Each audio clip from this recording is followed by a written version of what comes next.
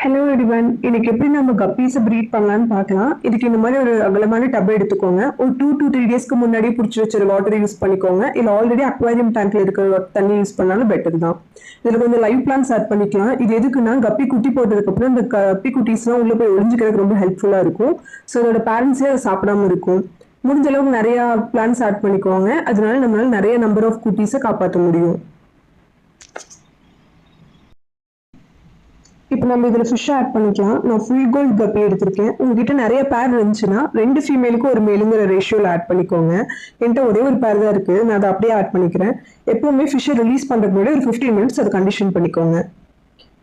இப்போ 15 மினிட்ஸ் ஆயிடுச்சு. அந்த 2 தண்ணியோட டெம்பரேச்சரும் ஈக்குவலாக இருக்கும். இப்போ நம்ம ஃபிஷ்ஷை ஆட் பண்ணிக்கலாம். அதனால ஃபிஷ்ஷு வந்து ஸ்ட்ரெஸ் ஆகாமல் இருக்கும். எப்போவுமே நீங்கள் ஒரு ஃபிஷ்ஷை புது டேங்க்ல இன்ட்ரடியூஸ் பண்ணும்போது அதை கண்டிஷன் பண்ணிட்டு இன்ட்ரடியூஸ் பண்ணுங்கள்.